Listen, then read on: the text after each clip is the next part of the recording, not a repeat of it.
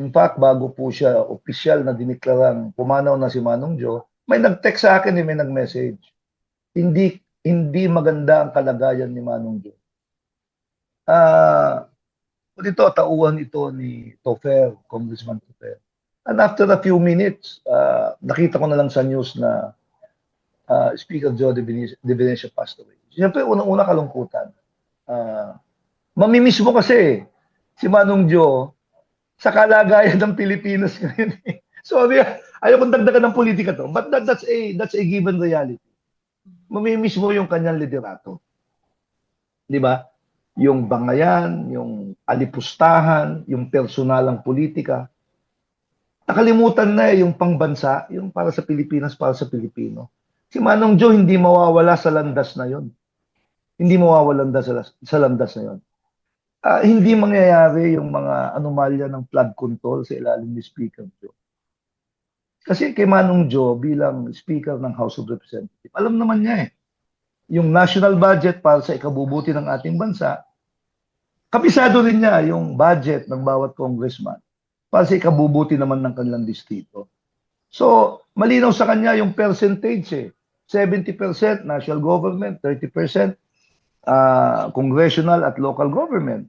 Ngayon parang baliktad yung sitwasyon Umaangal nga si Pangulong Bongbong, kinuha niyo na lahat yung pera ko. Yung pondo ng bayan, wala na akong nagawa. So, in other words, it was Congress who took control of the budget.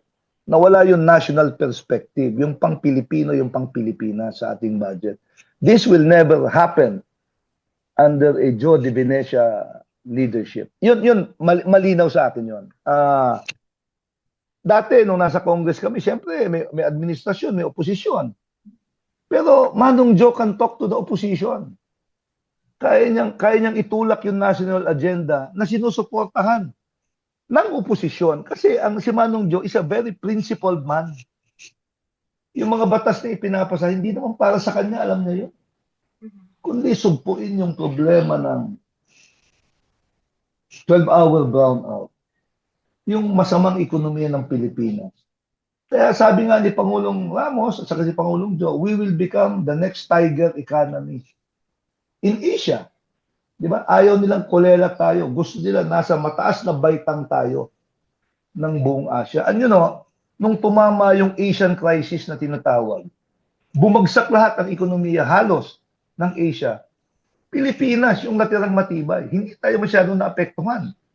And again, I give tribute to President Fidel V. Ramos at yung mga polisiya na ipinasa ng Kongreso para maprotektahan yung ating ekonomiya at syempre higit sa lahat yung ating mga kababayan.